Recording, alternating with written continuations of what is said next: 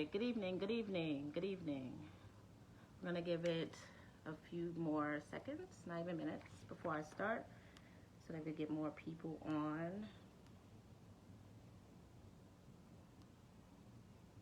Like, I'm going to try and not make this more of a rant, but more of an information session. Let me know if you can hear me. Let me know if you can see me.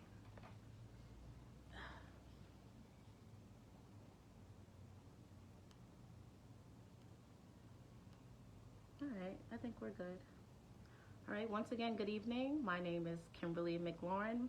Many know me by Nuke. I am a shop steward for TWU Local 100, and also executive board member and a member of Progressive Action, for all of you who don't know. Give you quick background just in case. I am a train operator. I've been a train operator for 12 years. I've worked in both the A and B division. I'm currently in the B division. I guess that's pretty much it. So let's get started. I don't even know where to start. Like, there's been a few things that's been going on within like the past, I'll say 7 days, maybe 9 days. But I'm going to first I want to bring attention to this. Train operator Yan Hicks. If anyone knows who he is, he's like the Twitter king of exposing the MTA as far as safety conditions with the homeless and inactivity of the police department. I would like to, I think we can confidently contribute. We can confidently say that he is a contributing factor for the shutdown, for the cleanup, the overnight shutdown for the MTA, because he was constantly like making appearances in the paper. He was posting videos of the homeless problem, especially on the E line. So he was very pivotal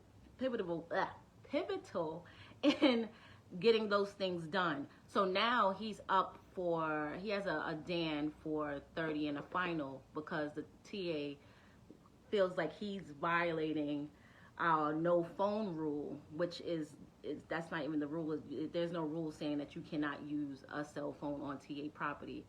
While you're on duty. There's no rule that says you can't use a cell phone while you're on duty, and that's what they're trying to hit him with. So this is clearly retaliation on the part of the MTA, because he's been exposing them. So what I find funny is that it seems like the MTA puts more effort into silencing people than actually doing the work. So you have someone here that's drawing attention to safety hazards, and you penalize him, or you at least try to penalize him. So Yan has, right now, currently he has a story in the, what is it? Is it in the Chief? It might be in the Chief. Don't quote me on that. I think it's in the Chief. And the other one is in the, well, he has two. I'm gonna post them afterwards. I think the other one's in the Post. Hold on. I have to, well, he has 2 articles out. I'll get the information. I'll post them underneath this live here. But we need to, once again, we need to rally behind our brothers and sisters. Yan has done nothing but been a voice. He's also he's been one of the safety reps that do the safety walks in the yards, and he's been very vocal. He's been reaching out to all upper union, all the upper union officers as far as safety concerns, and also with management. So this is another reason why I feel like he's been penalized. It's just crazy. It's not fair. So let's rally behind and give our support to Brother Hicks. Also, what I would like to talk about is, because this my live is basically about dismissiveness as a whole. So we have dismissiveness on the part of the MTA, and then we have dismissal on the part of our local TW Local 100. And it seems like they seem to be more on the same page than our local is with the membership. So I don't even know, should I start with the e-board meeting? All right. Matter of fact, no, I want to talk about Sarah Feinberg. Let's start with that. Sarah Feinberg. So she had a Zoom meeting Monday morning, which I attended. And I was just completely disgusted by her behavior, not only as a professional, but as a woman. So we had a few of our higher local officers on the Zoom, and they wanted to bring up a few talking points. And one of those officers is Recording Secretary Latanya Crisp. So Latanya wanted to bring an issue that she said she already addressed with Sarah Feinberg and was not getting any movement on. That is basically one of our sisters, a bus operator, had an issue where she had, let's just put it out there, because this is not the first time this has happened. She has had her period and she soiled her pants, and she wanted to be able to, rectify that situation. So she was being penalized, and also I believe one of the supervisors were being penalized because whatever happened, it turned into a disciplinary action or some shit, like, excuse my language, or something like that. We should not be going through this in 2020. How many times I have to say this? A woman should not have to be so blunt as to tell someone that she had her period and soiled her pants in order for her to receive some type of compassion from the MTA or management. No one should be getting disciplined for something that's natural, something that happens. So for Sarah to just dismiss that as, oh, she should have said that she needed a personal, if I verbally tell someone that I had soiled myself, do I have to ask for a personal, or is that enough right there? And I recall this happened to another female bus operator, I believe 2 years ago, where she had to go as far as providing a receipt that stated that she brought pads and a Midol. Why are we going through this? And why do we have to explain this to management, to the MTA president, who is a woman? Not only is she just a woman, she is a mother. Certain things should not have to be explained. So also, in the midst of Latanya expressing or explaining this story, Sarah is averting her eyes, looking around, waving her hands, and being dismissive in body language and pretty much in her words. Oh, we're going to move past this. And she mutes Latanya mid-sentence. Not only was she dismissive about this particular case, but she was also dismissive as far as reasonable accommodations. So now, many don't know that there is now a form that's floating around. It should be available at all terminals for women to have access to ask for reasonable accommodations, especially when you're pregnant. So now women have to ask this one and that one, have they even heard of it? So I didn't, when someone first asked me about the reasonable accommodation form, I had no clue it existed. The reason why she heard of it is because the crew office asked her for it. I don't remember any notices going out. I don't remember anyone discussing it. I didn't hear anything from the union saying, okay, now we have this. So anyway, so now they have this flyer out that's supposed to give information about where a woman should call, or who the woman should contact when she needs reasonable accommodations amongst MTA. So it has Long Island Railroad on it. It has Staten Island Railroad. It has Metro North. It has NYCT. It has MTA Bus, etc. It has all these contacts. But for some reason, for our section, our agency, there's an email. So now when you have this situation where you are now approaching a period during your pregnancy where you can no longer perform your task as best as you can or safely, you have to send a message to this random email address. You don't know who's picking it up. You don't know who's going to respond. There is no accountability with that. So where you used to have a phone number to speak to someone, now it's just this empty email. And then Sarah had the nerve to champion this by saying she tried it herself. So I'm wondering, did she try it herself with an email account that she made up, or did she try it with her Sarah Feinberg MTA email, which they were guaranteed to pick up. But anyway, that's neither here nor there. So now we have this ghost email. So you went from having direct contact to someone, a knowledge of who you're talking to now is just some reasonable accommodations at nyct.com. So are we moving forward or are we moving backwards? Oh, this is another thing. So when talking to Sarah about reasonable accommodations, she made this statement that alluded to there isn't a real need in transit for reasonable accommodation because she only had 5 requests for that. So like I said before, if you don't know it exists, how can you request it? So I'm pretty sure they're well aware that the information isn't out there the way it should be, because I'm pretty sure there are more than 5 women in the entire MTA that needs accommodations for their pregnancy. And if I'm wrong, please correct me. So it just brings me back to a really sad space where I think we are sometimes our own worst enemy. We have women or a woman standing in the way of progress, the progress of other women. So if you have a pregnant female, which I have been, climbing up on a bus, climbing up on a train at 8 months, there's a problem. We just had a sister lose her child throwing hand switches in East New York Yard. You would think that would be enough for them to move their asses. It's not. We really need to rally behind these issues. And I'm not just talking about the women, because we need the support of our brothers as well.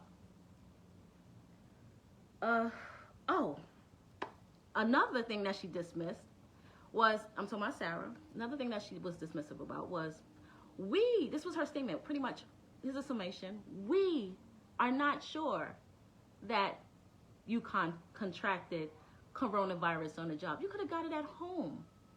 You could have got it from your family, knowing damn well they were not cleaning the facilities, and probably are still not cleaning the facilities. They were not cleaning the equipment, and they damn sure weren't making sure that we were social distancing, and they weren't providing masks. So how can you say in good conscience that you don't believe that you're responsible for the deaths of, I believe the last number I received was 153 transit employees?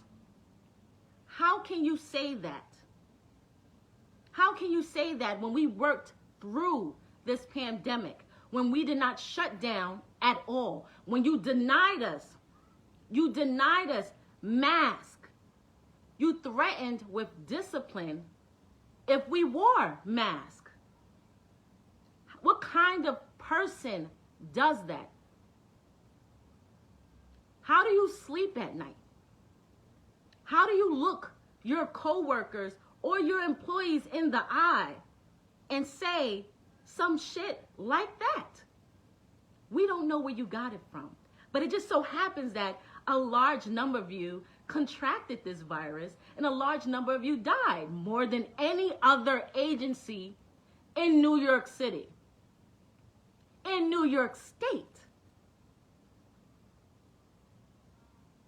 The audacity of her. Disgusting. Where does she think we got it from? I just want to know. Because last time I checked, when the pandemic first broke out, you can actually trace it. And it wasn't even them. It wasn't the MTA that was tracing it. It was us. We were letting each other know, hey, I contracted it. Hey, I tested positive. Hey, I'm feeling sick. We were doing that on Facebook because they weren't making the calls. And they're still not making the calls to this day. But they want to wash their hands of responsibility.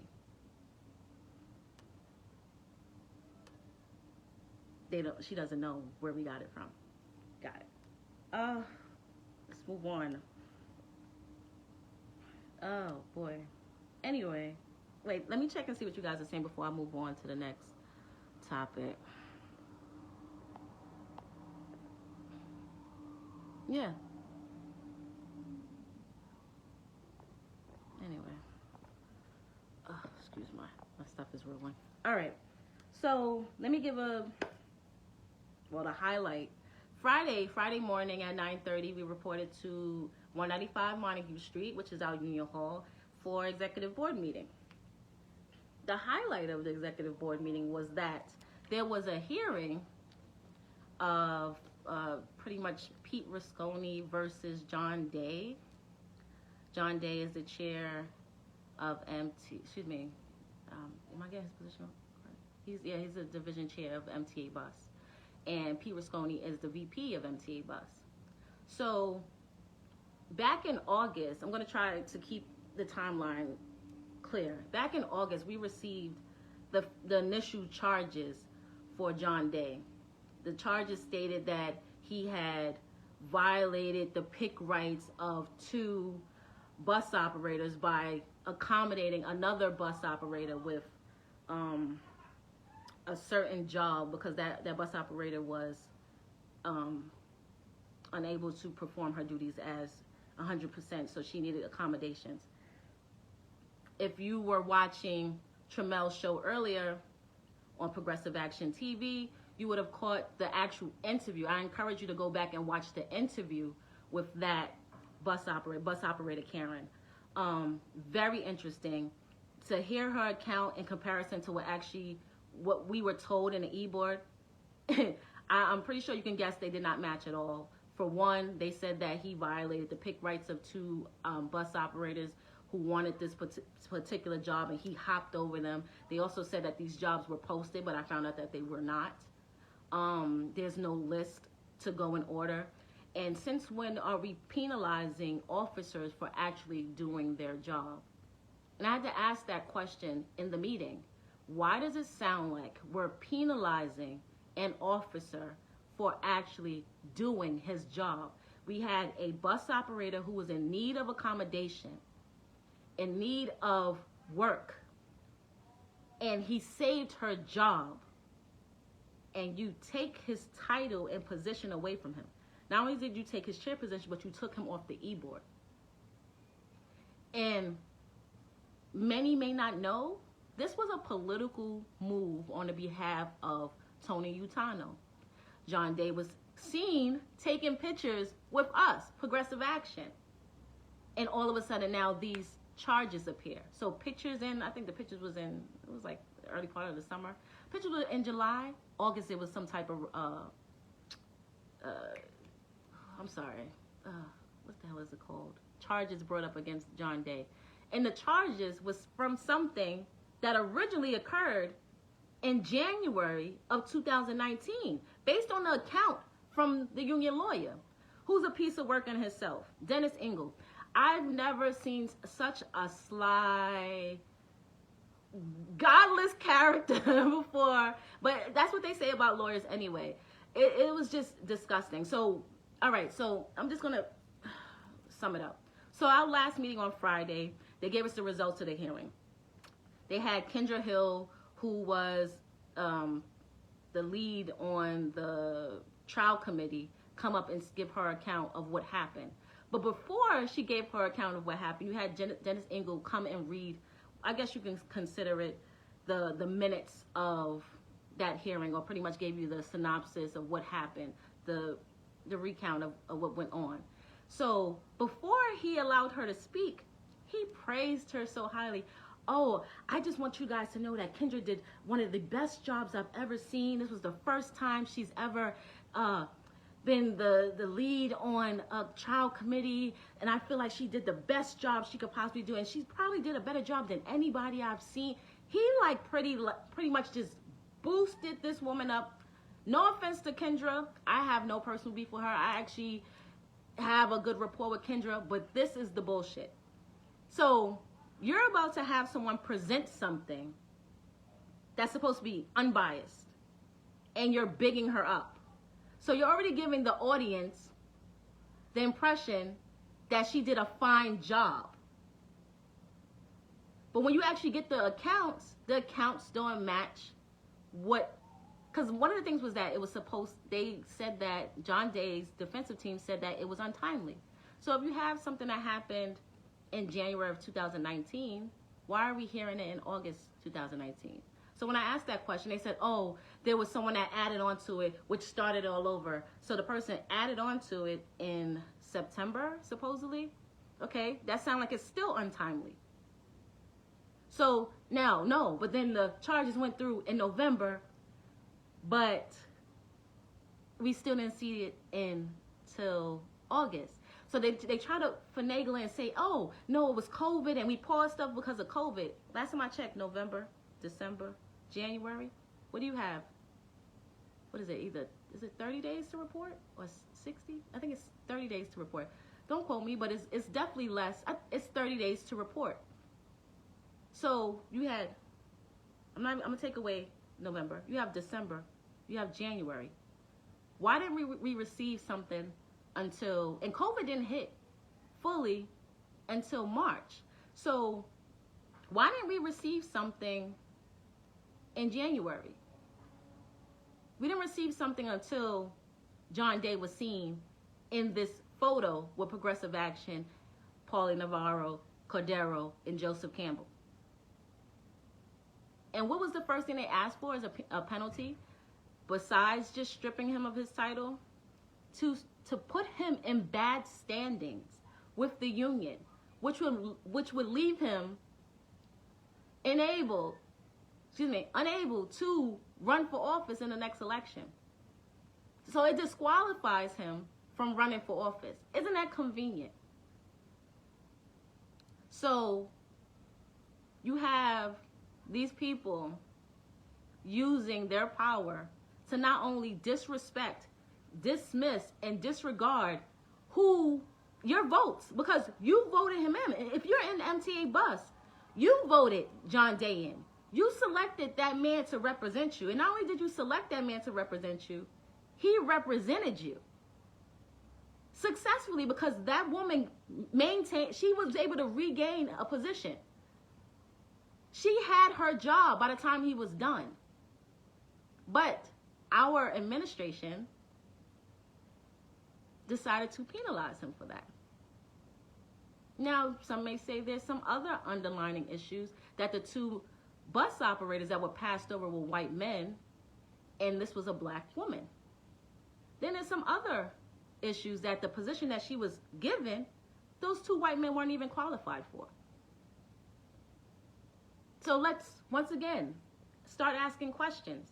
Ask why one of your best reps, because someone had told me that he's super awesome, he's great, and he does the work. Why one of your best reps was removed, but these other reps that sit on their asses and do nothing are still in place? You need to start asking yourselves this, and you need to start holding these officers accountable. There should be some rage behind this. We should not be quiet on this. There's no way someone, I'm going to say it again, should be penalized for actually doing their job. All right. Oh, here was another statement. Ladies, let me know if this is true, because this is what he said in the E-Board meeting, he being Tony Utano. Women are happy with how he represents us. Are you happy, by the way, that Tony Utano's administration represents us? Are you satisfied with the things you have? The 2 weeks maternity leave that he said that we should be happy that we have, be grateful that we have. Are you happy with that representation? Are you happy with the number or lack thereof of facilities that we have? Are you happy that you're being disciplined for having your period on the job? Are you happy with this representation? Because he is under the impression that you are. Yes, exactly, Becky. Fuck no. Right, exactly. But he said that, he actually leaned forward and said, because someone asked him, and he said, that's not true. That no one said that. No, they're happy. We're happy with his representation.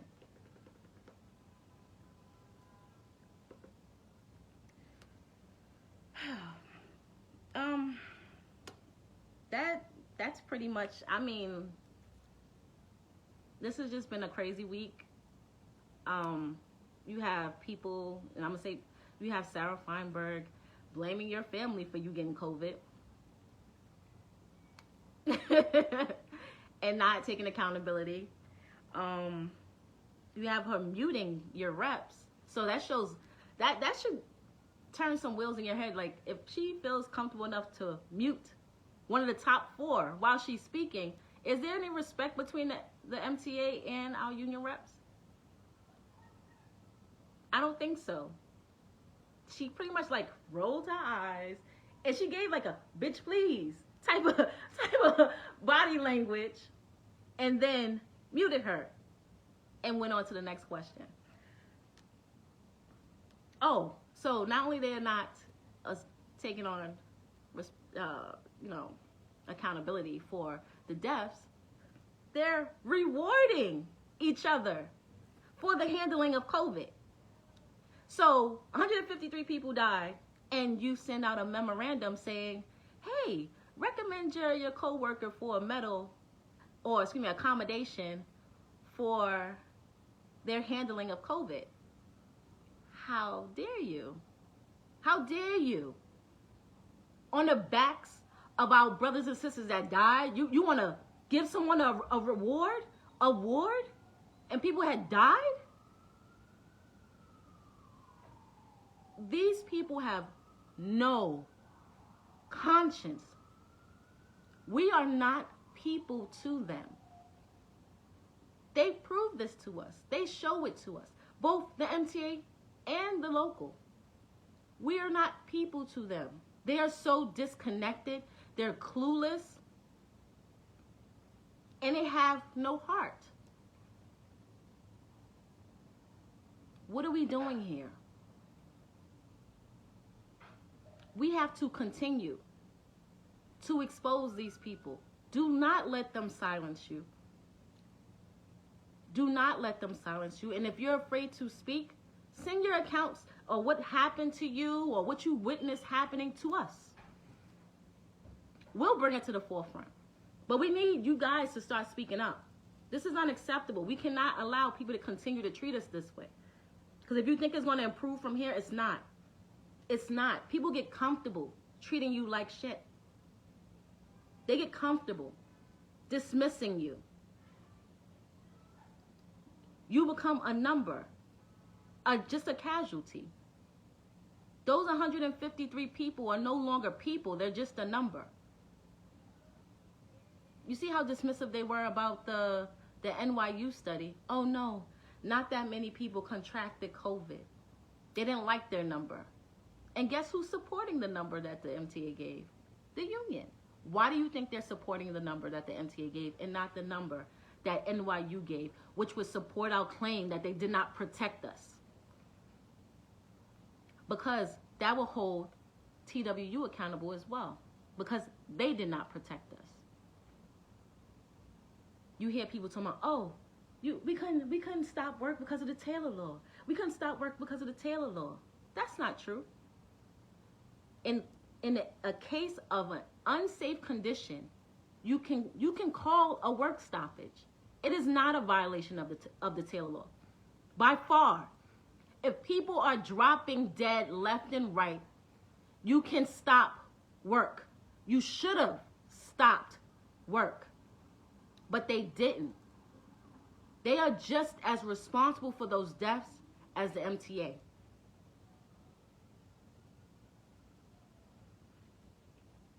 I'm going to cut this short. I hope you guys voted. Oh, shout outs to all the first time voters. My niece was a first time voter today. I'm so proud of her. It's still time. The polls are still open to 9, so make sure you guys get down there. Oh, wait, hold on. I have a question.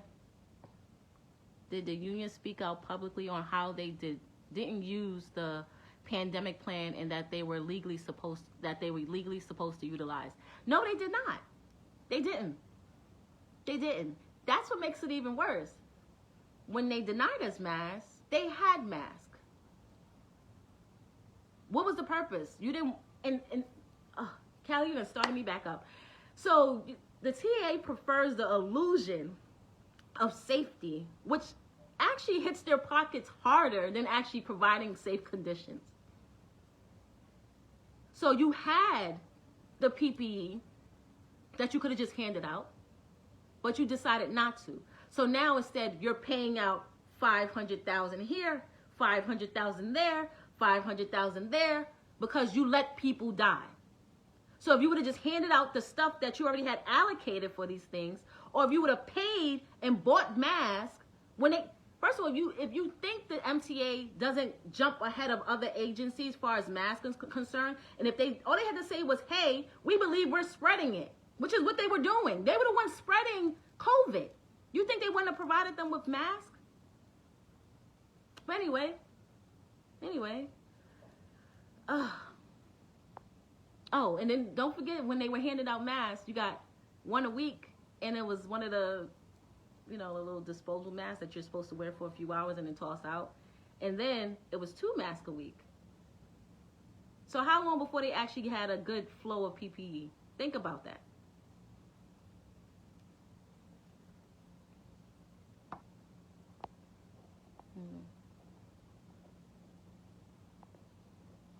It sounds so, this is Brian, it sounds so disrespectful and offensive to nominate for above and beyond service during COVID. Why not nominate the dead in transit for COVID? Why not the workers that got sick in MTA?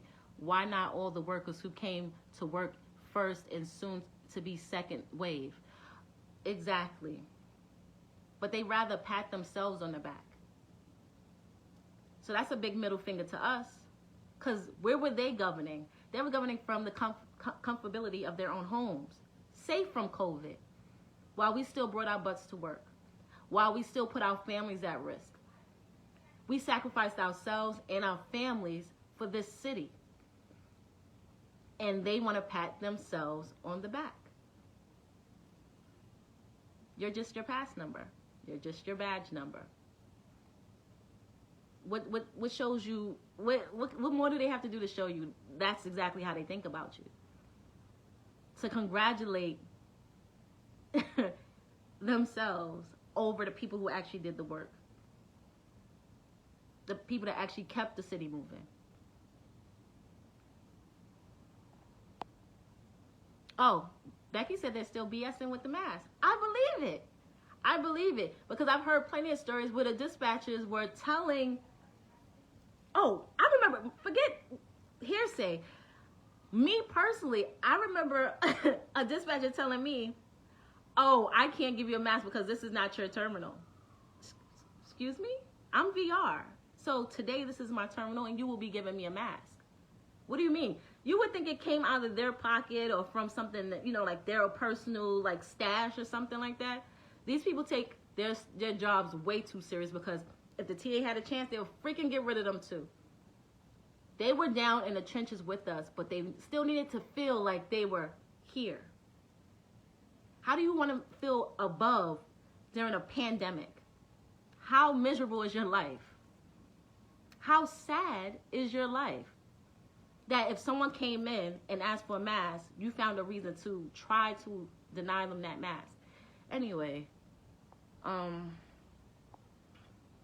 when will the union go to the MTA for that? You think our union, currently this administration, will go to the MTA for anything? The biggest fight that our union currently has right now is making sure the MTA gets money. Yes, that's important, but how about you make sure that your membership is safe first? That should be your number one concern. Our safety. We're not here to save the TA money. They mismanage their money all the time. We're not their accountants.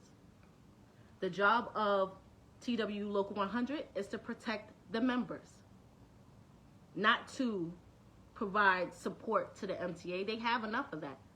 All these consultants they pay, they have enough of that. They don't need your extra help. There's people still dying now, Callie. But guess what? The people are dying, but the TA is not telling you.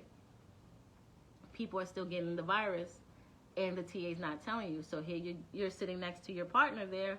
They go out sick. They're not making those calls anymore. So we have to rely on each other. So I urge you, if you feel ill, or you notice that your partner is feeling ill, tell someone.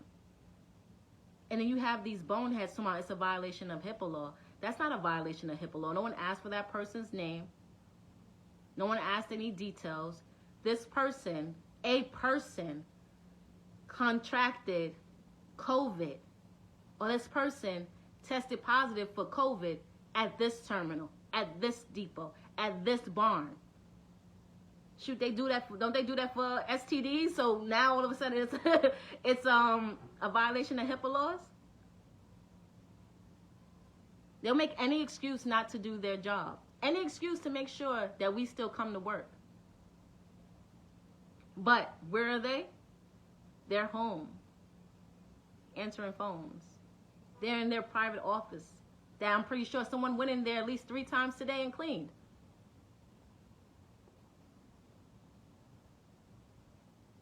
Oh, Brian said he don't know of any family members of the MTA workers that got $500K. That's another thing. I'm hearing that's being stalled, and not only is it stalled, but the families have to pay taxes on that $500K. So that's another FU from the MTA. Yes, Kimberly, good point. The MTA does make sure that they give out the mask to non-paying customers. Everyone gets a mask but the employees. Because it's all about optics. Refer back to the beginning of the video when I told you we have a guy, our brother Yan Hicks, is up for possible dismissal for exposing unsafe conditions. That's retaliation. That's retaliation. They can't get away with that. And if he actually wanted to, he can sue. He can sue them. He can sue. And that's another thing. People talking about they want money, they need money, MTA need money. You know how much they pay out in lawsuits? Instead of them just fixing the problems, they pay out. But they don't want to pay us though. They pay everybody else. They don't want to pay us. It's definitely negligent behavior, definitely.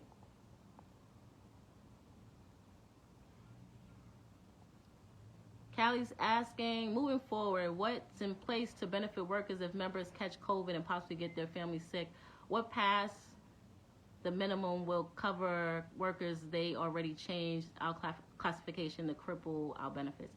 I don't really understand your question. Like, what do you mean? What's in place for the second wave? According to Utano, they're prepared for a second wave to come. They have millions, as they said, they have millions of masks, millions of gloves. This is the MTA, not the union. Millions of masks, millions of gloves, millions of sanitizing wipes, and that liquid hand sanitizer crap that looks like urine. Oh yeah, that was another thing. So remember in the beginning of the pandemic, they were like, oh yeah, they were trying to get us to come to work. You guys are heroes. We're looking into getting you hazard pay just to get you to come to work, right?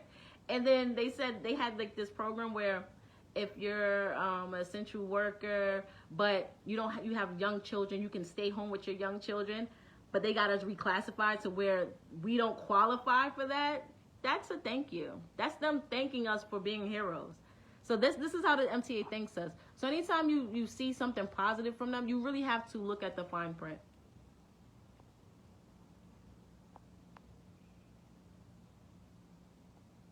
Yeah, absolutely. Yes, shout out to everyone who worked through the pandemic, who continues to work, who was sick and who recovered, and those who lost people. Shout out to everyone. I am so proud of my brothers and sisters here.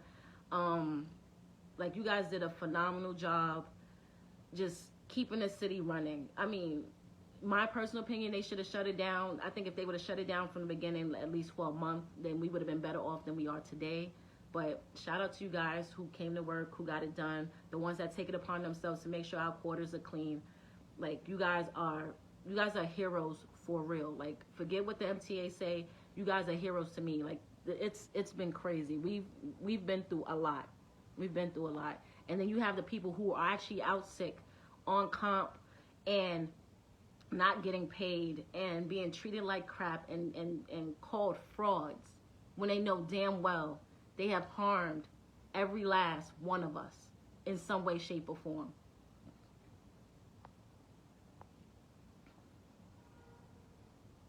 Kimberly Bird says, open back the booths and they will make money now. LIRR and Metro North can accept cash, but MTA doesn't. People still handle cash. That's another thing. So that's an attack on stations. Oh, yes. November 18th, come out and support your brothers and sisters of the stations department. That is posted in Progressive Action. That is being given by United Voices of NYCT. That is their group. You can find them on Twitter as well. I will be there if my health allows me to do that. I will be there. We need to support our brothers and sisters in stations. You know the MTA wants to go cashless, period. So that's why they're not in a rush to open up the booths, but they need to, because everyone else, like you said, Kimberly, everyone else is taking cash. But this is election night. This is I don't know how you guys feel about it. Very stressful. It's like a very nail-biting type situation going on here between Trump and Biden. This is I don't know. Listen, hopefully I return again on a better note, knowing that Trump is out of office. But you guys still have time left to go vote. Please go vote. This is Kimberly McLaurin, Nuke, Progressive Action, Shop Steward, E-Board Rep. I'm going to close this out right now. Any questions, of course, inbox me or anyone else on the Progressive Action team. Wait. Oh, one more question. Who do I think will get laid off first? Not answering that, sorry. Like I said, support your brothers and sisters of stations. Have a good night. Everyone be safe. Continue to wash your hands. And if you feel sick, please report it. Let us know. Tell someone. Don't let them start the second wave strictly amongst us. We don't need that. Have a good night, you guys. Love you guys. Good night.